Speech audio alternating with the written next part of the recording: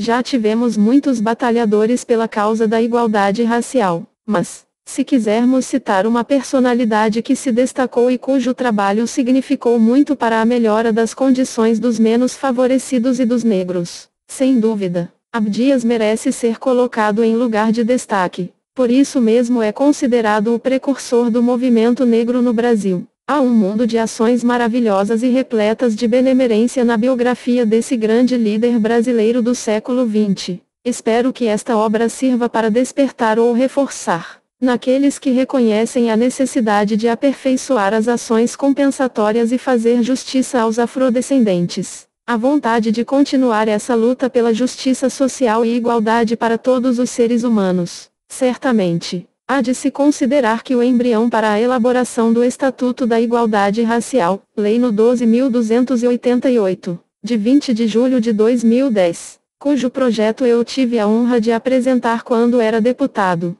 surgiu das ideias que já tinham sido apresentadas por Abdias Nascimento, maior defensor brasileiro, e um dos maiores defensores, internacionalmente, das causas dos afrodescendentes. Que a biografia de Abdias Nascimento inspire muitos e muitos brasileiros que lutam pelos direitos dos menos favorecidos. Senador Paulo Paim. Grandes vultos, que honraram o Senado, Abdias Nascimento capítulo 2 As borboletas de Franca e os fantasmas do Juqueri. Abdias Nascimento escreveu suas memórias de infância quando estava preso na penitenciária do Carandiru em São Paulo. Nos primeiros anos da década de 1940, o livro se intitularia Gabi em homenagem a uma cadela sua companheira de estripulias quando garoto. Lamentavelmente, os originais desse livro de memórias foram engolidos pelo voraz apetite dos percalços de uma vida repleta de imprevistos e perseguições. Mais tarde, Abdias Nascimento deu alguns depoimentos escritos e gravados em áudio ou em vídeo que incluíram relatos sobre sua infância e juventude. O melhor registro se encontra no livro O Griote e as Muralhas, 2006, que reúne o conteúdo de várias dessas entrevistas. O poeta militante negro L.C. Mogg transcreveu as fitas e realizou mediação dos conteúdos, criando uma espécie de diálogo entre autobiografado e coautor. Além desse livro, a jornalista Sandra Almada contribuiu com uma biografia em formato menor, 2008, e há relatos de Abdias Nascimento no depoimento que abre o livro Memórias do Exílio, 1976. Borboletas, bichos e frutas de Franca. Abdias Nascimento nasceu em 14 de março de 1914 em Franca, cidade do interior paulista hoje conhecida como capital dos calçados masculinos. Sua origem histórica está no caminho de bandeirantes, garimpeiros, criadores de gado e caçadores de índios entre São Paulo, Goiás, Minas Gerais e Mato Grosso. O conflito dos emboabas no início do século XVIII desviou para o sul a rota entre o litoral e os sertões do Brasil Central, que antes seguia pelo Vale do São Francisco 125.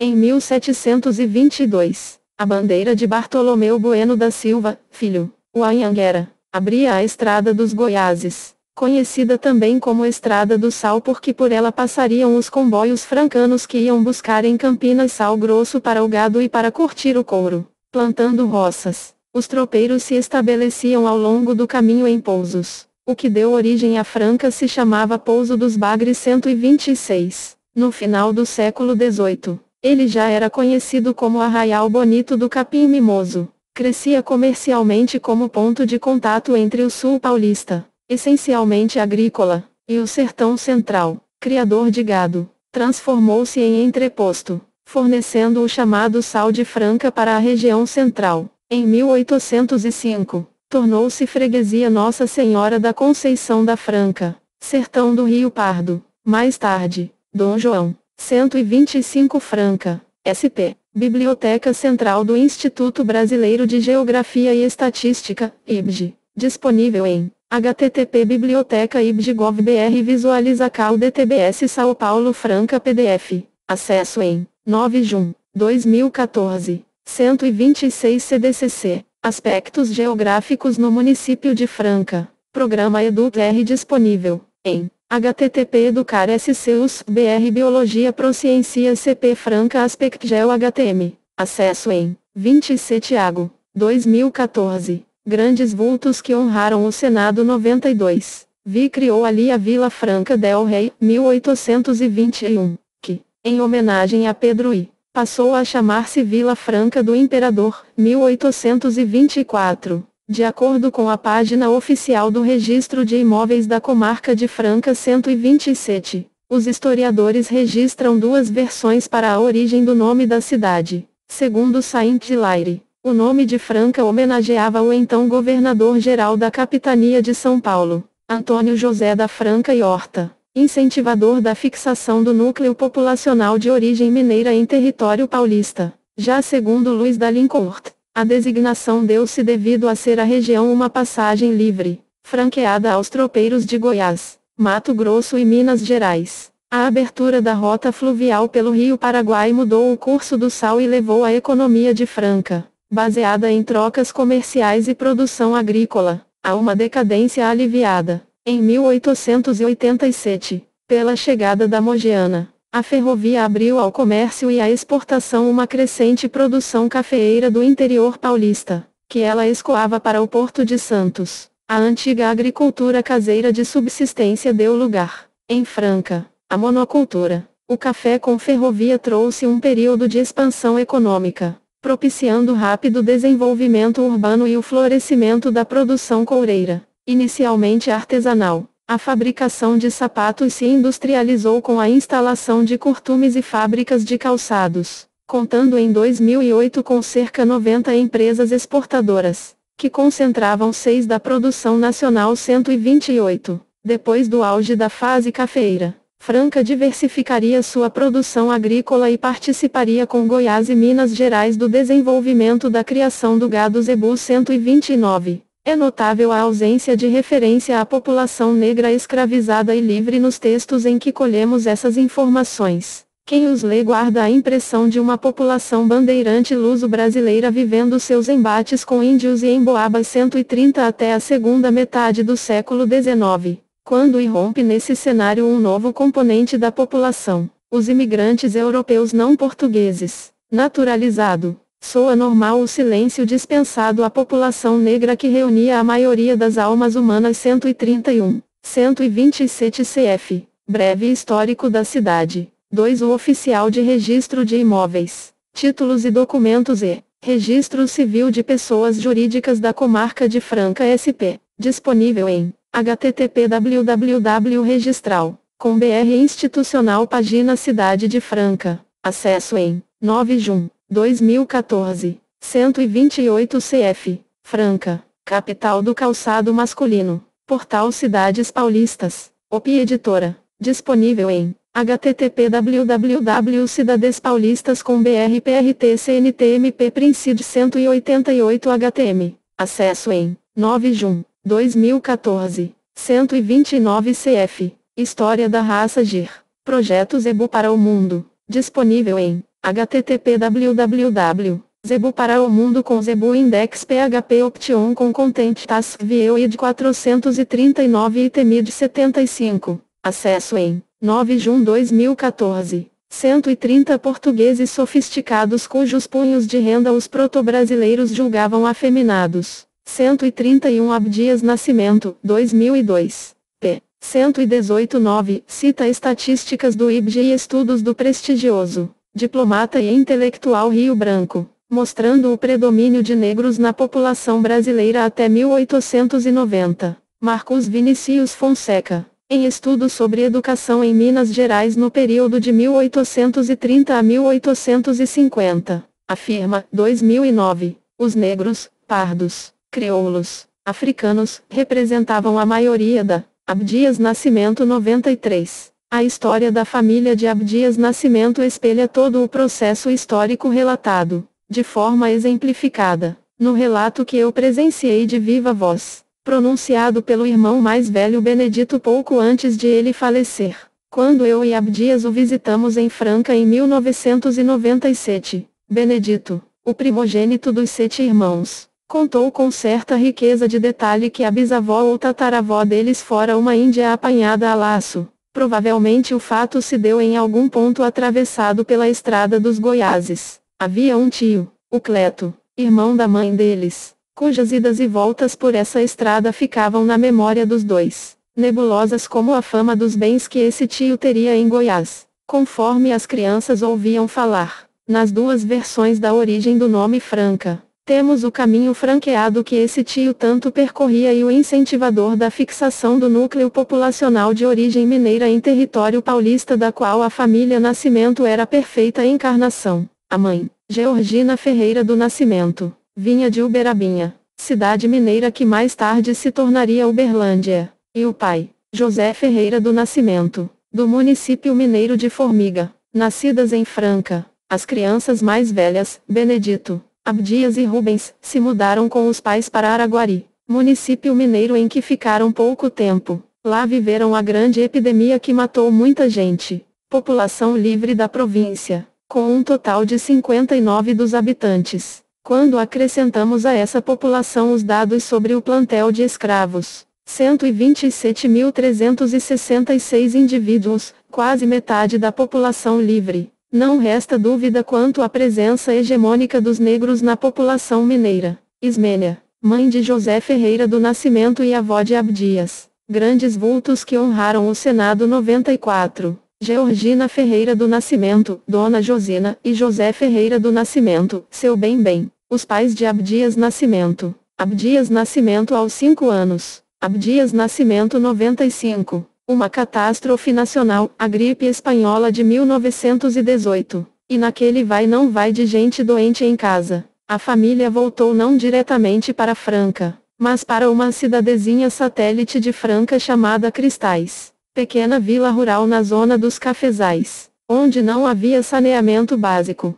Era aquela coisa do banheiro e a fossa lá fora de casa 132. Cozinheira e doceira. A mãe Georgina trabalhava eventualmente como ama de leite nas fazendas do melhor café do mundo, apelido promocional da produção local. O pai José, conhecido como Bem-Bem, era sapateiro daquela fase artesanal da indústria coureira da região, em Cristais. Ele foi trabalhar na selaria do tio Laureano, outro irmão da mãe Georgina, onde se fabricava sapatos, selas para cavalos e outros artefatos de couro. As lembranças dessa fase da infância exemplificam aquilo que o poeta L. Semogo, seu coautor, observou ao debruçar-se sobre as entrevistas 133. A natureza, na infância do professor Abdias Nascimento, se descortina como o brinquedo mais encantador, mais saudável, mais inteligente e mais pedagógico. A interação é cotidiana, ora com um rio, ora com as árvores, noutros momentos com os pássaros, os ventos, as frutas e os bichos, todo um universo lúdico,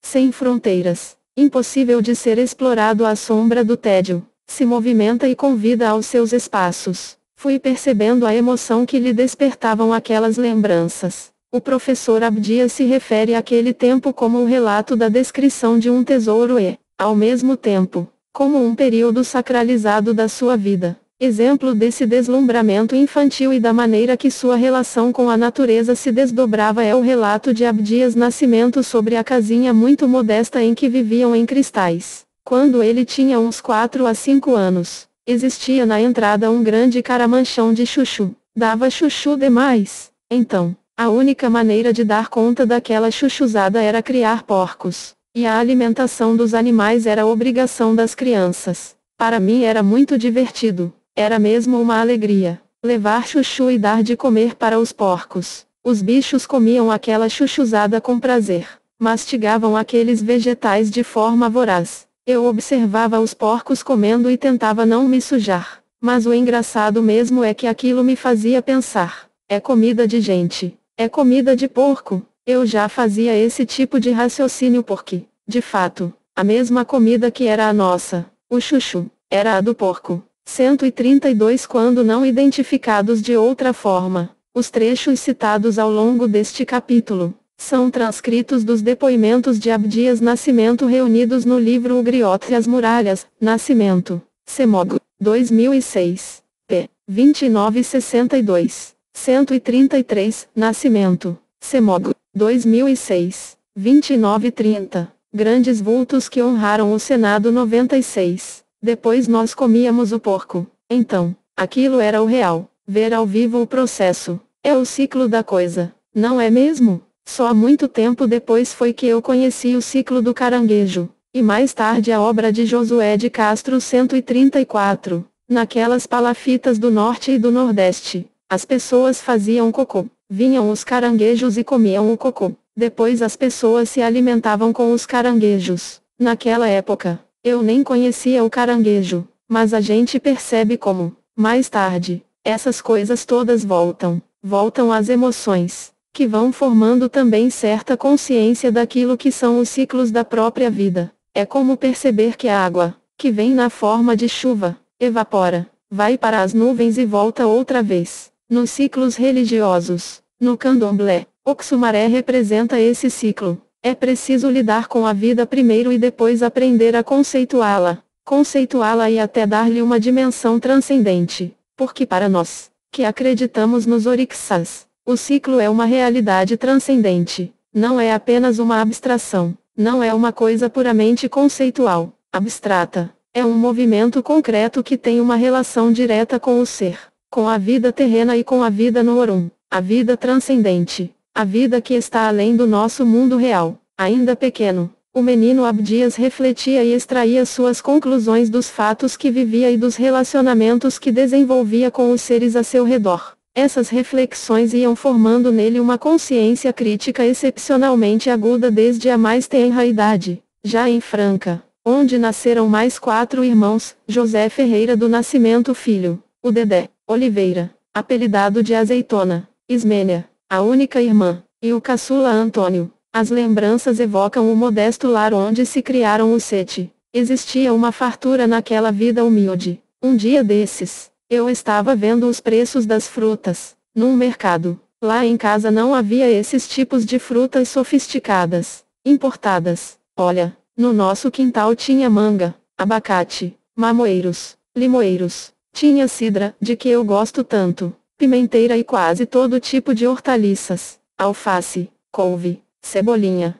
tudo bem na porta de casa e o ano inteiro. Em determinado mês do ano, papai plantava milho. Quando chegava a época da 134, Josué de Castro nasceu em Recife em 1908. Formou-se em medicina e lecionou geografia humana na Faculdade de Filosofia e Ciências Sociais em Recife e depois na Universidade do Brasil, atual Universidade Federal do Rio de Janeiro. Implantou o Serviço Central de Alimentação em 1939. Foi presidente do Conselho da ONU para a Alimentação e Agricultura, FAO, 1952-56, e da Associação Mundial de Luta contra a Fome. Embaixador do Brasil à ONU de 1962 a 1964. Ele se demitiu em razão do golpe militar. Foi caçado e morreu no exílio, na França, em 1973. Entre seus livros sobre alimentação no Brasil e no mundo está Geografia da Fome, 1946. O livro a que Abdias Nascimento se refere é o romance Homens e Caranguejos, Castro, 1967.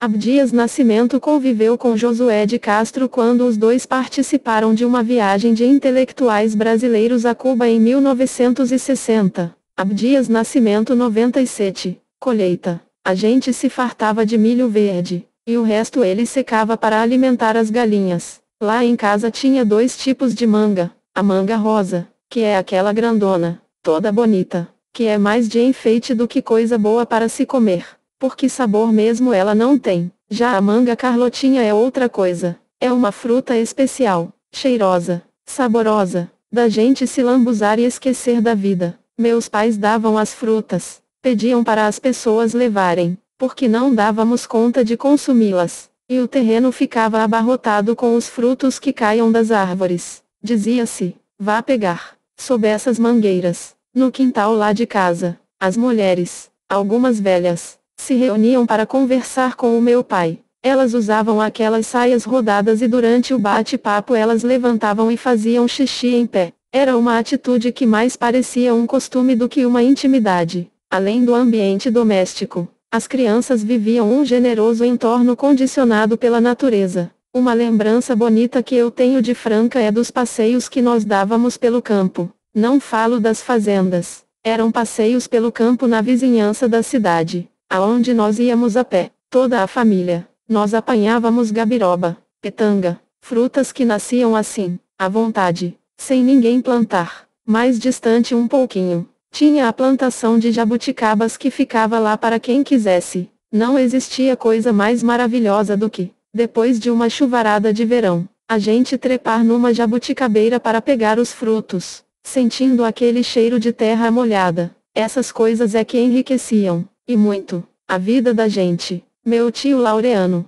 na casa da cidade, cultivava uvas, tinha uma parreira imensa, e também vários pés de jabuticaba. As borboletas eram outra maravilha, com suas cores vivas e múltiplas, que até pareciam um arco-íris, um caleidoscópio, dominado pela ferrovia. O ambiente urbano dividia-se na Cidade Nova, onde morava a família Nascimento, e outra região que ficava além da estação Mogiana. Este outro lado era o desconhecido, que despertava a curiosidade do menino Abdias. O que existiria do lado de lá? Para além da estação, havia uma comunidade de negros composta de muita gente mesmo, chamada Engenho Queimado, que lhe deixou forte impressão ao conhecê-la com a mãe. A comunidade tinha sua própria produção agrícola, e a família Nascimento a visitava todo ano, para apreciar a festa do milho. Era magnífico, porque nós víamos a colheita e a transformação do milho naquela infinidade de produtos, de quitutes,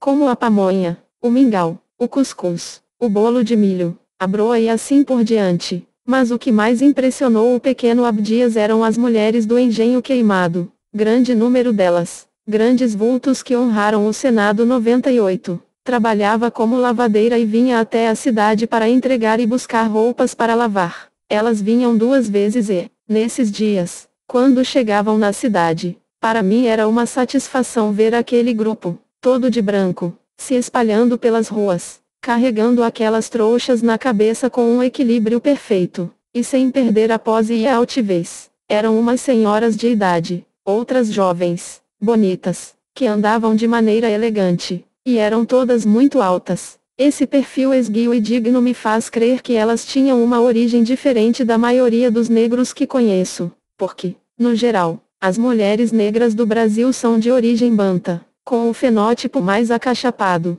mais redondinhas. Elas eram esguias, longilíneas. Essa gente da comunidade do Engenho Queimado esteve presente com uma expressão muito marcante na minha formação cultural. Apesar de eu não ter tido a oportunidade de conviver mais intimamente com eles, de aprofundar algum tipo de relação, só o impacto estético foi suficiente para mexer muito comigo. Chego a pensar que poderia ser uma espécie de quilombo contemporâneo, pois faziam praticamente de tudo lá dentro e estavam muito próximos da autossuficiência. Quando a mãe Georgina, conhecida como Josina, era contratada como ama de leite, ela levava as crianças às fazendas, onde passavam a temporada da amamentação. A experiência dessas 3 ou 4 fazendas, aonde eles iam repetidamente, enriqueceu a formação e a memória de Abdias Nascimento. As casas grandes tinham um anexo que não era senzala, destinado aos escravos que faziam os trabalhos domésticos. Lá viviam homens e mulheres negros, crias, pessoas que foram escravizadas e filhos, netos ou parentes de escravos, embora não fossem formalmente escravos.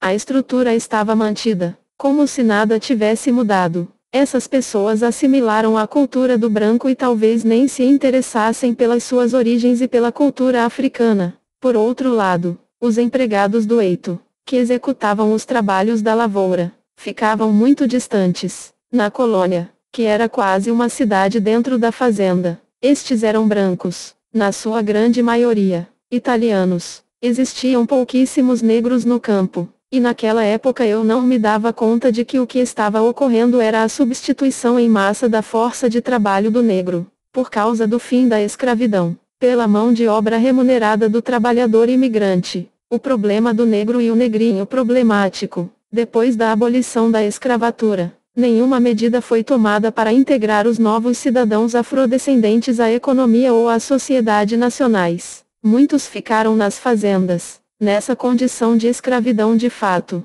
ou se mudaram das senzalas para as ruas das cidades ou para os morros. Abdias Nascimento 99, urbanos, assim formando as favelas, entre 1890 e 1914. Mais de 5 milhão de europeus chegaram apenas ao estado de São Paulo. 64 com a passagem paga pelo governo estadual 135, estigmatizados não apenas como desqualificados, mas também como perigosos e desordeiros. Os homens negros foram excluídos do mercado de trabalho livre. As mulheres negras, cuja disponibilidade sexual no cativeiro era obrigatória, viam seu papel de mucama perpetuado no serviço doméstico. Foram trabalhar a troco de migalhas, quando recebiam algo além de casa e comida, como cozinheiras, babás e lavadeiras. Outras ganhavam a vida como vendedoras de rua. Algumas explicações históricas alegam que a mão de obra escrava vinha sendo substituída por uma inexorável necessidade econômica,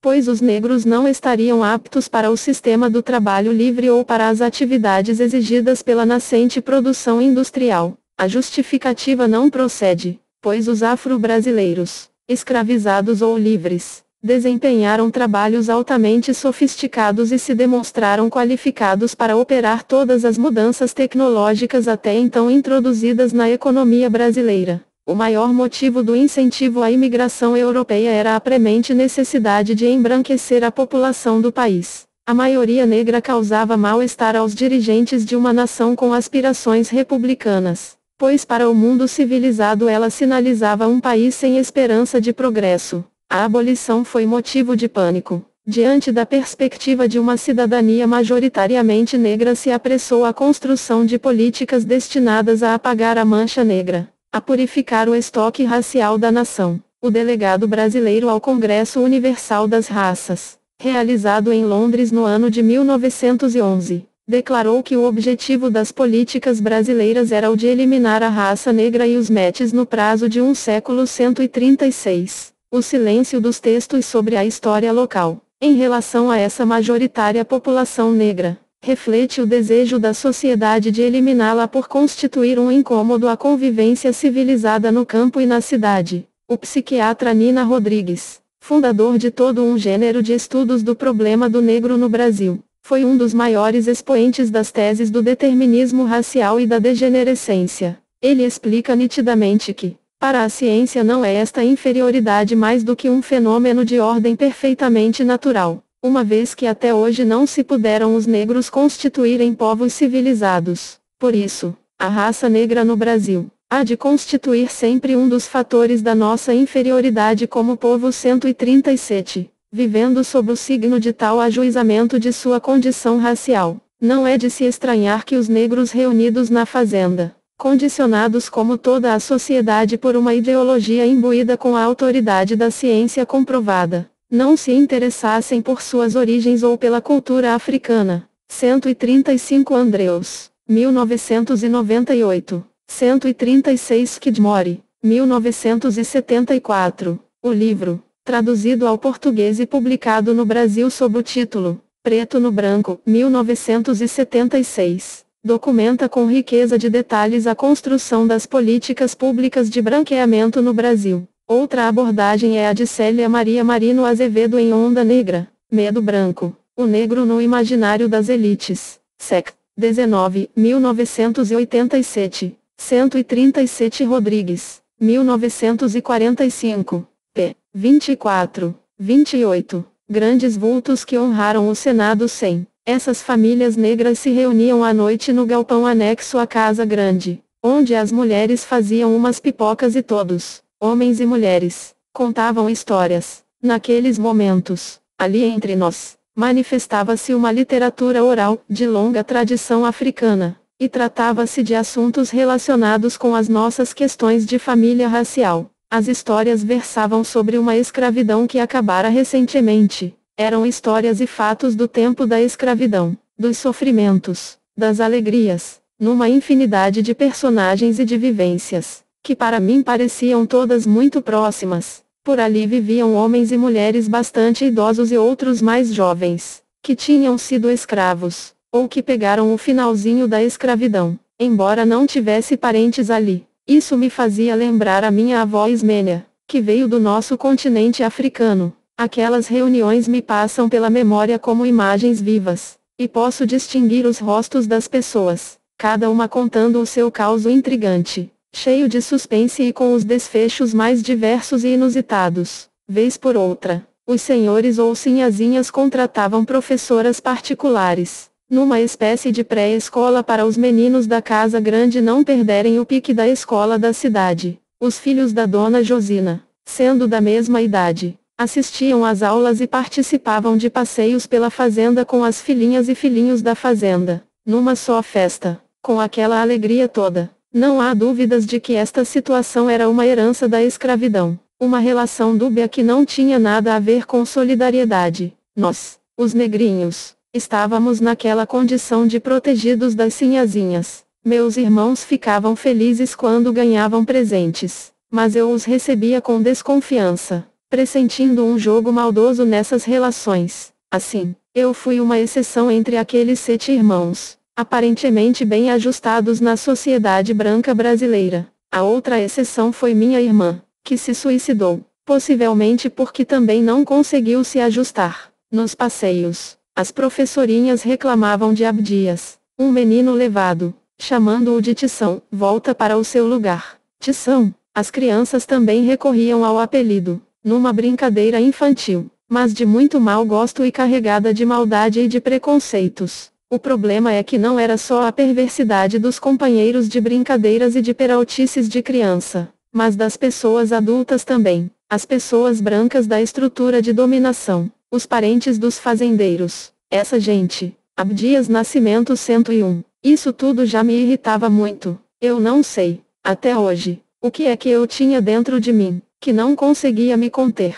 Era um veneno, ou uma semente, ou uma luz. Mas o certo é que, desde criança, eu reagia contra esse tipo de tratamento. A educação era a mesma, tanto para mim quanto para os meus irmãos, mas eles não reclamavam dessas coisas. Enquanto eu criava um caso danado, não me conformava. Eu era sempre um problema porque enfrentava essas pessoas. E isso, é claro, me deixava em dificuldades. Sem falar na situação da minha mãe, porque eu a assustava com aquelas reações. Embora fosse muito criança, parece que o pequeno Abdias já sentia de forma intuitiva a carga racista desses insultos, que traziam implícitos os valores de uma sociedade marcada pelas teorias do determinismo racial que ditavam a subalternização da pessoa negra. A história de sua família reflete esse contexto social na mágoa que marcava a figura paterna. A avó Ismênia, que fora escravizada, foi estuprada por um português em Formiga, Minas Gerais.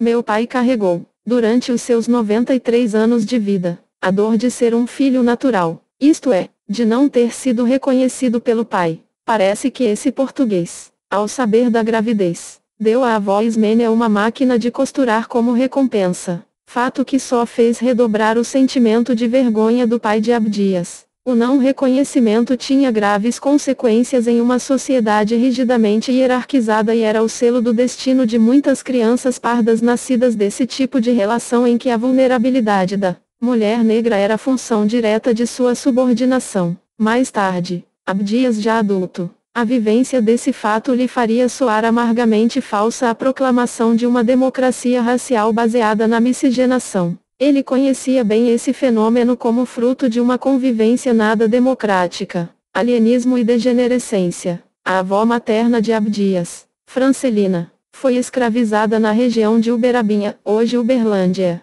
Os sofrimentos foram demais. Ao mudar para Franca com a família dos senhores, ela endoidou. Teve que ser internada no inferno chamado Juqueri, localizado em Franco da Rocha, região metropolitana de São Paulo. Novamente a família Nascimento esbarrava com as bases ideológicas racistas da sociedade brasileira, pois Juqueri era símbolo de uma medicina social orientada pela teoria da degenerescência. O alienismo levou à profunda identificação da loucura com o crime e deu fundamento à consolidação dos estereótipos racistas do crioulo doido e do negro degenerado criminoso. Essas duas imagens, entrelaçadas, atingiam a vida das famílias negras de forma constante e impiedosa, testemunhada pelo menino Abdias não apenas na figura da avó como em outros exemplos que surgiam com insistência em sua vida. A instituição de Juqueri, hospital e colônia agrícola, era eminente exemplo de um conjunto de políticas implantadas por meio de técnicas como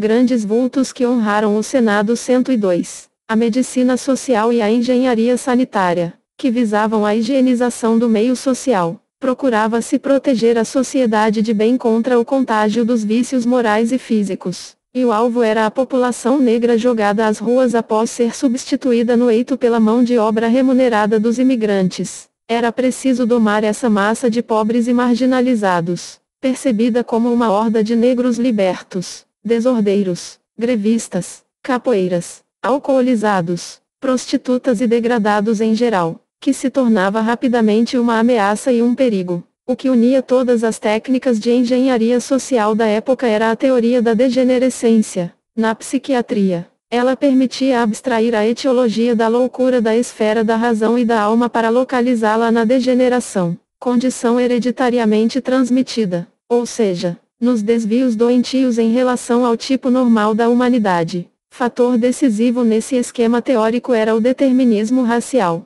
Os negros eram considerados degradados natos cuja condição racial em si configurava um desvio doentio em relação ao padrão de normalidade do ser humano, branco. De acordo com esse esquema, eles ocupavam as categorias mais baixas da escala degenerativa, próximas à animalidade ou a estágios muito atrasados de civilização. Portanto, eram considerados mais instáveis psicologicamente e mais propensos à criminalidade. 138. As técnicas e políticas de diagnóstico e tratamento psiquiátrico se baseavam nessa teoria, e a avó Francelina recebia cuidados de acordo com sua posição, como negra, no último escalão da hierarquia humana, ou seja, na impossibilidade de corrigir o desvio doentio de sua degenerescência nata. Deixava-se o paciente esvair, vítima da fome e das doenças contagiosas, ocupando-se com ela ou ele apenas para disciplinar, mediante a violência física,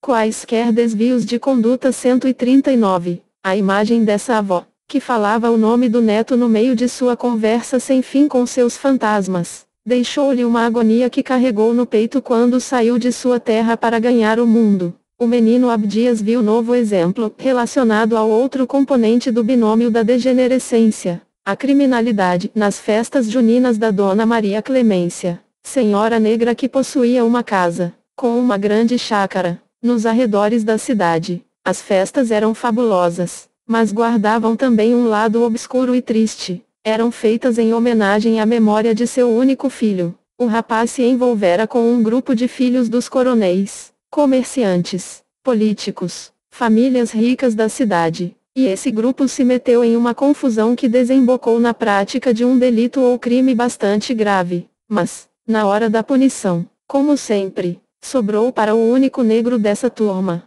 Só o filho da Dona Maria Clemência foi preso. Levaram. 138. Raimundo Nina Rodrigues expõe essa teoria quando trata da imputabilidade penal do africano e seu mestiço, 1957-1894, para uma abordagem mais detalhada do tema da degenerescência na psicologia. Ver o capítulo 4 do meu livro O Sortilégio da Cor, 2003. 139. O estudo de Maria Clementina Pereira Cunha, em O Espelho do Mundo, 1988. Contextualiza e documenta a história de Juqueri e da medicina social da época, demonstrando a abordagem e o tratamento diferenciado dispensado aos pacientes degenerados. Abdias Nascimento 103. No da cidade, não se sabe para onde. E ele nunca mais voltou, nunca mais se soube dele. Através da dor dessa senhora, que é só um exemplo entre muitos, é que eu fui percebendo o quanto existe de injustiças pelo mundo.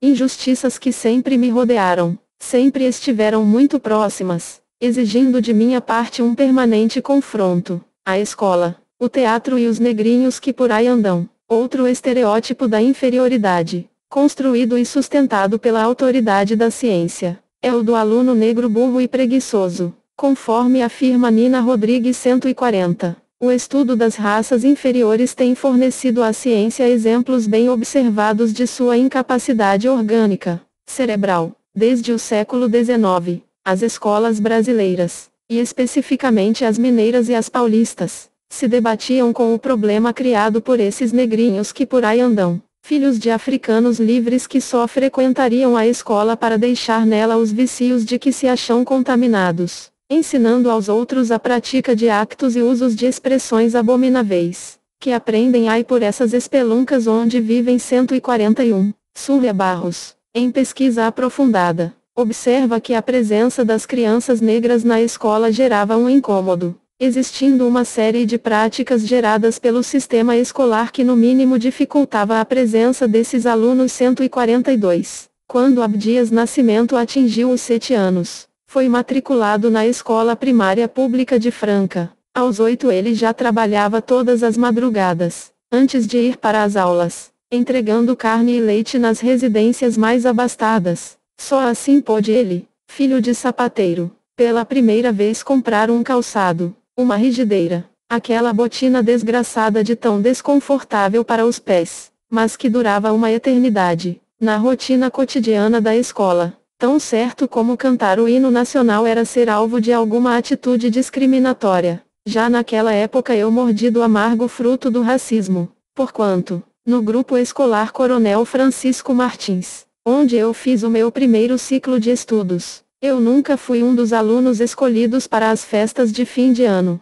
Eu decorava todos os monólogos, as poesias que todos os garotos representavam, aprendia todas as danças, todos os gestos, todas as mímicas, mas eu jamais fui escolhido para representar. 140 Rodrigues, 1957. 141 Frase do professor Antônio José Hormens, responsável pela Escola do 8 o Distrito de São Paulo, Largo do Arouche, em relatório enviado ao inspetor Francisco Aurélio de Souza Carvalho sobre o segundo semestre de 1877, Apud Barros, 2005, p. 4950. Fonseca, 2009, estuda o fenômeno em Minas Gerais no período 1830-1850. O dilema era posto pela lei que tornava o ensino obrigatório, em vigor em São Paulo desde 1874, que assim impedia as escolas de expulsar essas crianças. 142 Barros, 2005, p. 7. Grandes vultos que honraram o Senado. 104. Fascinado pelo circo e pelos espetáculos de rua das procissões católicas, Abdias reproduzia as apresentações das quais a escola o excluía. Com a ajuda do irmão Rubens, reuníamos as garotas e os garotos da vizinhança, e fazíamos, na nossa casa, uma réplica de quase todos aqueles números das festas de fim de ano no grupo escolar católico praticante. O pai de Abdias participava de espetáculos das cavalhadas e contradanças no período de Reis, e o menino o acompanhava na feitura da barba postiça de fibras de pita. A procissão da Semana Santa também lhe chamava a atenção. Aí eu via, já, como o teatro trabalhava dentro de mim. Essas coisas eu via, e a impressão que eu recebia não era a mesma impressão que os outros garotos recebiam. Os outros tinham aquilo como um episódio passageiro. Em mim, aquilo permanecia durante muito tempo,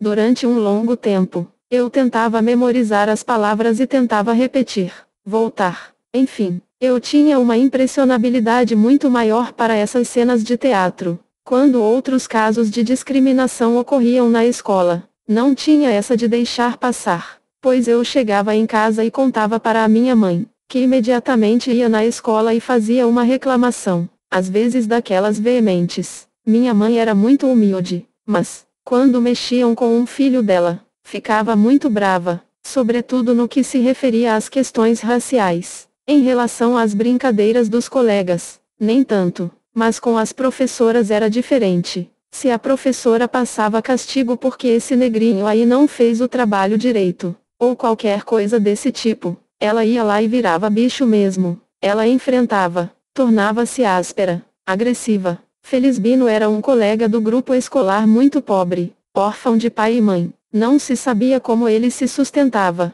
apesar de todo esmolambado. Tinha bicho de pé. O coitado fazia o maior sacrifício para frequentar as aulas. Enfim, tratava-se de um desses meninos que por aí andam, na linguagem do educador acima referido. Uma vizinha, talvez mãe de outro colega do grupo escolar de Franca, uma mulher branca, certo dia encrencou com o Felisbino e, em pleno meio da rua, começou a bater no menino, aplicando-lhe uma surra tremenda e procurando humilhar o garoto pela sua origem e pela cor da sua pele. enquanto as pessoas olhavam aquilo com a maior passividade e indiferença. Mas a minha mãe, quando viu aquela situação de violência e covardia, interveio em socorro do Felisbino. Minha mãe era uma pessoa meiga, tranquila. Essa foi a primeira vez que eu a vi. Abdias Nascimento 105. Entrar em luta corporal com alguém. E ela estava uma fera. Aquela atitude de minha mãe foi, de fato, uma lição formidável de que eu jamais esquecerei.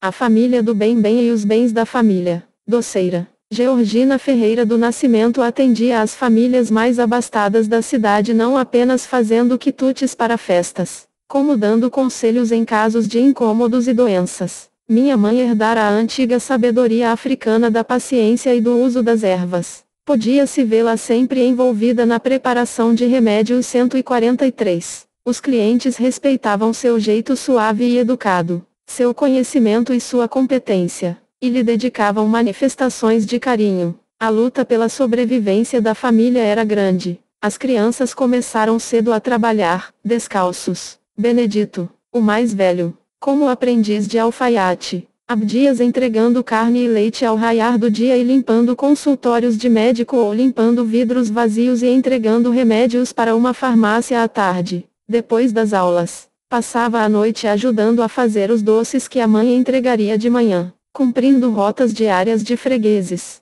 À noite, minha mãe mexia com a colher de pau de cabo longo os enormes tachos de marmelada ou goiabada, às vezes substituída pela geleia de mocotó. A polpa do marmelo e da goiaba formava com o açúcar uma pasta fervente, avermelhada e cheirosa que de instante a instante explodia em bolhas ígneas nos braços roliços e brilhantes de minha mãe. Vezes sem conta acompanhei minha mãe durante aquelas noites docemente afanosas, enquanto o luar, no quintal, derramava sua palidez sobre as laranjeiras em flor. No fogão a lenha crepitava nas labaredas. Naquela luz de fogo eu gostava de contemplar o rosto redondo e sereno de minha mãe. Convivia intimamente com ela nessas noites, recebendo as lições diretas e exemplares da sua energia, da sua bondade, da sua esperança e da sua compaixão. 144. Dona Georgina tinha 3 irmãos, Cleto, Chico Veneno e Laureano do Vale. Este último se tornou uma pessoa de certo destaque na cidade. E Abdias costumava evocar a imagem dele desfilando com o corpo de bombeiros, do qual era oficial, tocando o tuba, aquele instrumento de sopro que faz o ritmo e contraponto do baixo na banda militar. Chico Veneno era o tio boa-vida, irreverente e bonachão, que reunia as crianças em torno dele para bater a tradicional gemada, um doce de gema de ovo batida à mão com açúcar e vinho do Porto, numa brincadeira que ele chamava puta que pariu de roda. Cleto, 143 Nascimento, 2002 B, p. 28, 144 Nascimento, 2002 B, p. 27-28, grandes vultos que honraram o Senado. 106, já era uma figura misteriosa. Ele morava longe, pelos lados de Goiás, e quando chegava trazia consigo um ar de perigo e aventura. Era chegado a uma cachaça e andava armado. Uma vez, causou tragédia. Sem querer, ao deixar a arma cair no chão, a arma disparou, ferindo uma menina da família chamada Dirce, do pai. Abdias Nascimento guardava a imagem de um homem, frequentemente angustiado, sofrido, tentando obter um precário e mal pago trabalho em alguma fábrica de calçados, mas também consigo rever embaçada na distância sua figura maltratada pela vida e assim mesmo tão elegante e distinta. Evadindo da dor cotidiana através da música, compreendia aquela sua tristeza cheia de resignação, fustigado que era pelas pressões inexoráveis, que se canalizava para a fuga do violão, e ao findar das tardes melancólicas, pela boca da noite, lá ia meu pai tocar violão para algum filme do cinema mudo da época, ou integrar o grupo fiel dos choros, valsinhas, e serestas da madrugada. 145. O pai de Abdias não encorajava os filhos a avançar na educação. Evocava o caso de um menino órfão, negro,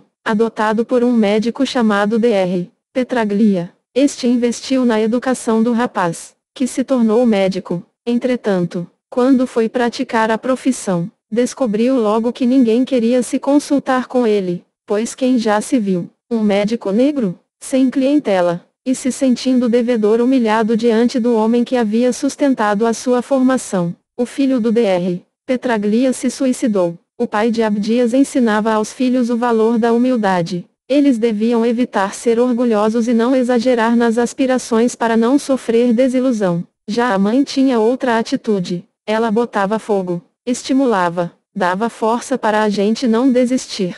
Na infância e pré-adolescência, Abdias Nascimento tentou várias alternativas: telegrafia, violão, piano, instrumento de sopro, mas se viu impossibilitado, pela falta de condições da família, de continuar esses estudos até se formar. Conseguiu, entretanto, entrar aos 11 anos para a Escola de Comércio do Ateneu Francano, para estudar contabilidade em curso secundário, o antigo ginasial. Passou a frequentar o grupo escolar de manhã, após cumprir o roteiro de entregas de carne e leite, trabalhar na farmácia ou no consultório médico ou de dentista à tarde, estudar no Ateneu à noite e enfrentar o fogão a lenha no trabalho noturno com a mãe. Um dentista em cujo consultório trabalhava tinha uma excelente biblioteca, e ali foi mais uma escola para o rapaz, que saciava sua fome de literatura lendo livros clássicos, de autores como Euclides da Cunha e Monteiro Lobato. Antes de se formar em contabilidade,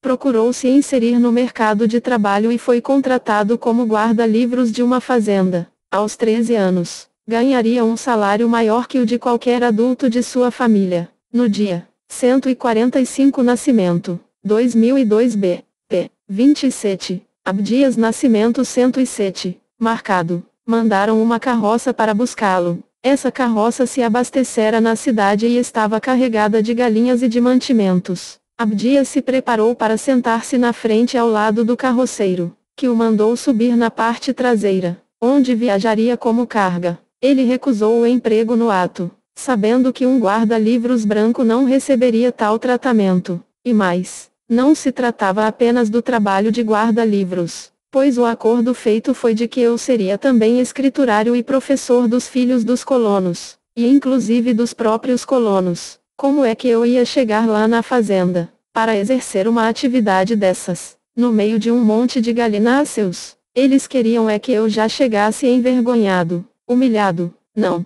eu não fui, não, nem naquele dia, nem nunca mais. Esse tipo de situação se repetiu por várias vezes na minha vida. E por várias vezes eu tive que brigar muito, argumentar, endurecer, recuar, mas jamais deixei que esse preconceito, esse racismo, me atropelasse como se eu estivesse desatento diante das circunstâncias da vida. Naturalmente, a recusa do emprego causou decepção junto à família, sobretudo para o pai, que via naquela atitude um orgulho exagerado. Mas o senhor Orozimbo Campos, amigo da família cujo filho Geraldo Campos de Oliveira era amigo próximo de Abdias, quando soube do episódio, chamou-o para conversar. O senhor Orozimbo ocupava posição muito importante na companhia de eletricidade. Era responsável pelos materiais e equipamentos, como se fosse uma espécie de gerente geral. O resultado da conversa foi a contratação do rapaz como auxiliar direto dele.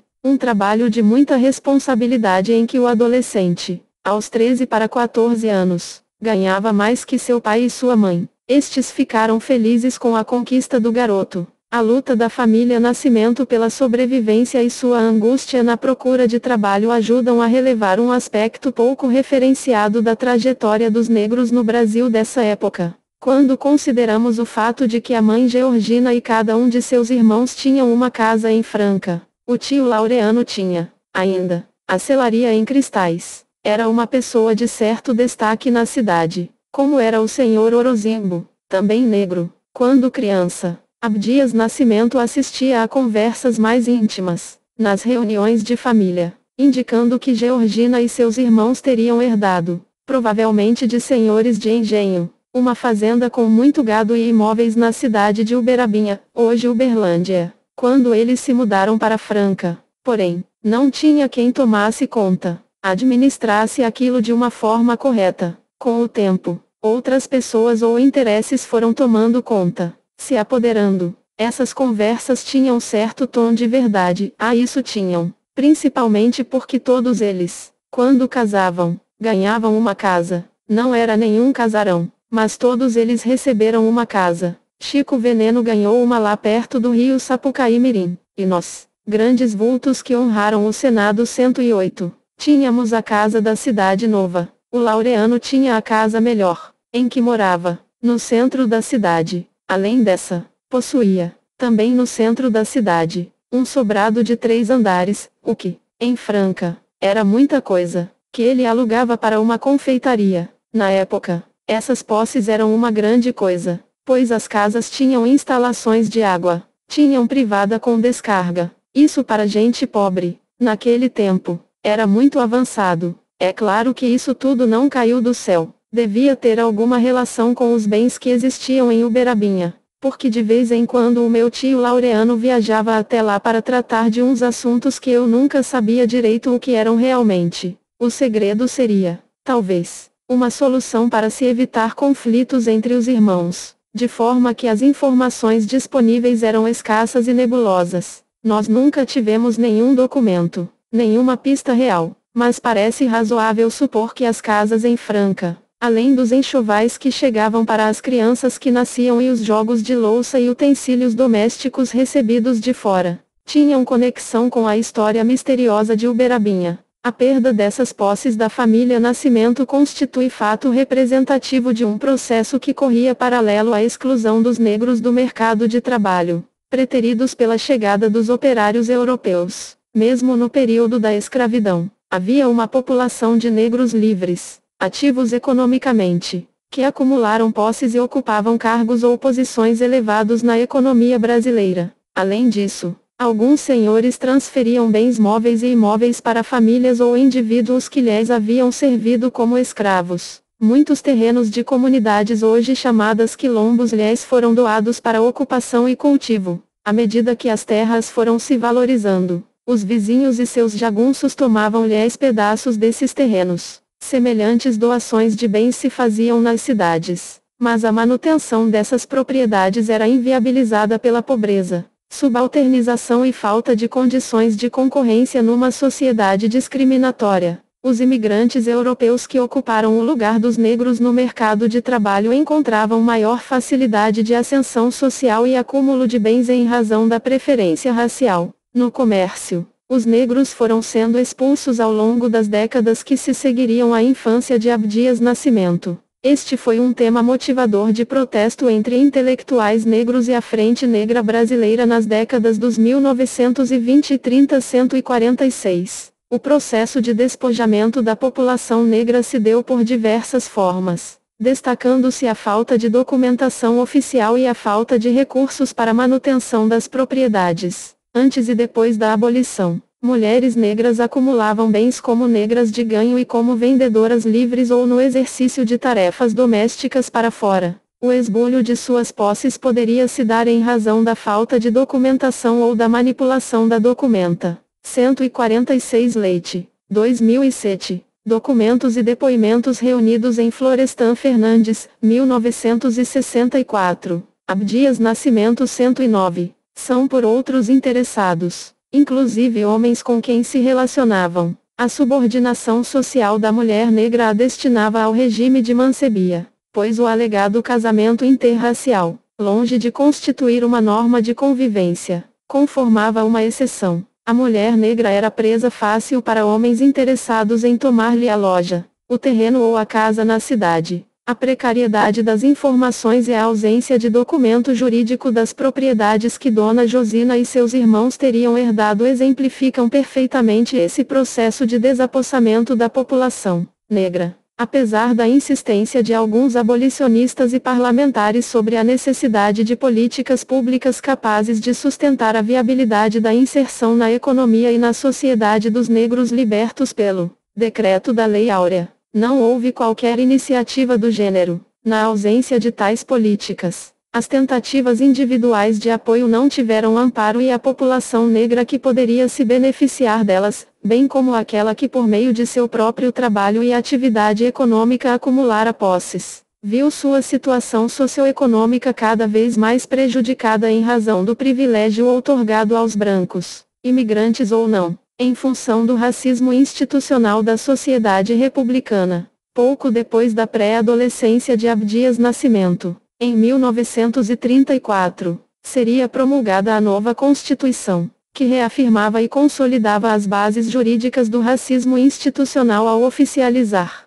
no seu artigo 138, a linha B, a adesão do Estado brasileiro ao princípio da eugenia, construído sobre o pressuposto da degenerescência das raças inferiores. 147, rumo à cidade grande. Foi nesse contexto que Abdias Nascimento realizou sua primeira visita à capital de São Paulo. A cidade de Franca mandava uma representação para participar de grande evento eleitoral com desfile na capital, ligado à disputa entre Júlio Prestes e Getúlio Vargas. Abdias tinha 15 anos e ia como atleta. Ele corria a prova dos 100 metros. Há tempos, ainda garoto, ele já ouvia falar da Guarda Civil de São Paulo, da qual um vizinho de Franca, Dr. Antônio Pereira Lima, era um dos diretores fundadores. Quando a delegação chegou ao grande evento da capital, lá estava esse senhor na qualidade de autoridade de destaque no desfile da corporação, ansioso por assistir.